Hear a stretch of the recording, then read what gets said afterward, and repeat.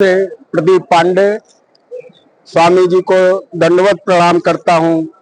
इस यथार्थ गीता स्टॉल में बहुत से लोग आते हैं महाराज जी, और उनकी सबसे ज्यादा जो यूथ है आता है, उसकी सबसे ज्यादा क्वेश्चन ये रहता है कि इस यथार्थ गीता में यूथ के लिए ऐसा क्या है कि जिससे उनको मार्गदर्शन मिल सके। इसके बारे में आप हम लोगों को अवगत कराइए। ओम श्री सद्गुरुदेव भगवान की। वास्तव में गीता की टीकाएं लगभग 14 से 15,000 है। सभी अपनी अपनी दावा कर रहे हैं कि यही सही है, यही सही है, हमारा ही पढ़ें। लेकिन वास्तविक रूप से देखा जाए, यथार्थ गीता एक ऐसे महापुरुष जो पूर्ण स्वरूप को प्राप्त किए हुए तत्वस्थित महापुरुष है, भगवान ने निर्देश दे करके उनसे यह यथार्थ गीता लिखवाई। सन 1964 में गुरुदेव भगवान को भजन तपस्या में आदेश मिला। एक दृश्य दिखाई दिया कि वो ध्यान में बैठे हुए हैं और काफी ऊंट है, उनका प्रदक्षिणा करके एक एक ऊंट सब बाहर चले जा रहे हैं। एक ऊंट बच गया। गुरुदेव भगवान ने पूछा कि ये क्या? भगवान ने बताया कि तुम्हारी भजन तपस्या से सारी वृत्ति शांत हो गई है, एक बची हुई है, वह है गीता का ट्रांसलेट करना, गीता लिखना।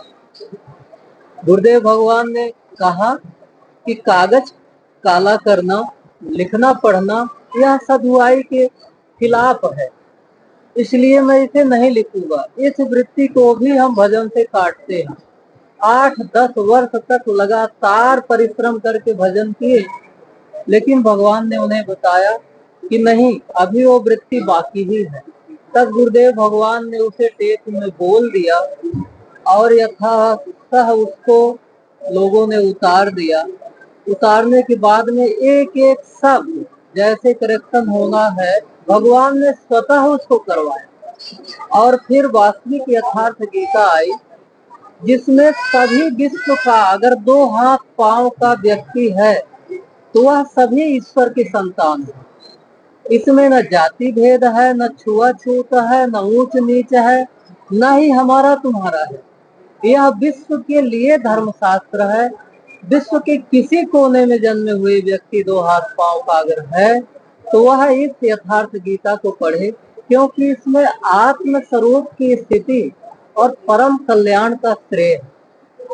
जिसमें देखेंगे कि गीता में वर्ण, जिसे लोग 4 वर्ण संसार में मानते हैं, शूद्र को सबसे नीचा मानते हैं। गीता में भगवान ने जिस वर्ण को कहा यथार्थतः जो भगवान कृष्ण कहना चाहते हैं उसका ज्यों का त्यों भाष्य गुरुदेव भगवान और ऐसे पूर्ण प्राप्त को पहुंचे हुए महापुरुष ही ऐसे भाष्य कर सकते हैं, जिसमें से भगवान कहना क्या चाहते हैं, उनका उद्देश्य क्या है और भक्तों के बीच में क्या कमी है जिसे हम पूरा करें। भगवान ने लिखवाया है, इसलिए यह जाति भेद छुआछूत कहीं है ही नहीं। वर्ण साधना के क्रमोन्नत 4 स्तर है, एक ही साधक के ऊंची नीची अवस्थाओं का चित्रण है। यज्ञ जो हम बाहर तिल जौ गुड़ घी करके हवन करते हैं, भगवान ने गीता में स्वतः बताया यज्ञो नाम जप यज्ञो अस्मि, अर्थात यज्ञ कई प्रकार के बताए, उसमें से जप यज्ञ ही श्रेष्ठ है। कर्म में भगवान ने बताया कि कर्म मतलब आराधना, चिंतन, भगवान का भजन करना, ये कर्म है। खेती बाड़ी करना, देशभक्ति करना, यहाँ तक कि अपनी 2 रोटी की व्यवस्था करना, सभी कहते हैं कि हम कर्म ही तो कर रहे हैं, लेकिन ये कर्म नहीं है, ये भव बंधन में फंसाने वाले, बांधने वाले कर्म है। यथार्थतः कर्म वह है जो भगवान का आराधना, चिंतन, परम से की प्राप्ति, उनके नाम का जप है। तो कर्म नाम का जप हो गया, ध्यान हो गया, यज्ञ श्वास प्रश्वास के यजन हो गया, उस ध्यान की विधि हो गई। वर्ण एक ही साधक की 4 क्रमोन्नत अवस्थाएं हो गई। और युद्ध युद्ध के लिए जैसे माना जाता है कि भगवान श्री कृष्ण ने इतनी जनधन की हानि, इतना हिंसा करवाया, जो कुरुक्षेत्र का एक मैदान है जहाँ युद्ध होता है। लेकिन ऐसा नहीं, गीता की आप जो भी श्लोक देखेंगे, एक भी श्लोक, 700 श्लोकों गीता में से एक श्लोक ऐसा नहीं है जो बाहर युद्ध मार काट का समर्थन करता है। भगवान ने पहले ही श्लोक में, अध्याय 1 का पहला श्लोक है कि धर्म क्षेत्रे कुरुक्षेत्रे समवेतायुत्सवः माम काः पांडवा चैत्य कुर्वत संजय। अर्थात धर्म के क्षेत्र में और कुरु के क्षेत्र में इकट्ठी हुई सेनाओं में क्या है, धृतराष्ट्र पूछ रहे हैं। अर्थात गुरुदेव भगवान ने इसको दिया है कि अज्ञान रूपी धृतराष्ट्र, मोह रूपी दुर्योधन, और इधर मोह की जितनी प्रवृत्तियां हैं जैसे दुर्बुद्धि रूपी दुशासन इत्यादि, और इधर दैवी संपदा में पुण्य रूपी पांडु, कर्तव्य रूपी कुंती, धर्म रूपी युधिष्ठिर, भाव रूपी भीम, अनुराग रूपी अर्जुन, नियम रूपी नकुल और सत्संग रूपी सहदेव।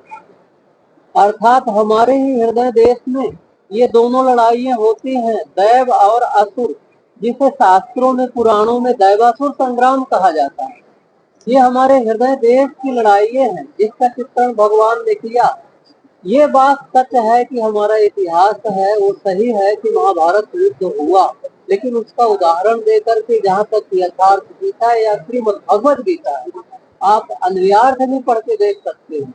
इसमें युद्ध अंतःकरण के किए गए, हृदय देश की लड़ाई, जिसमें से दैवी और आसुरी दो वृत्तियों का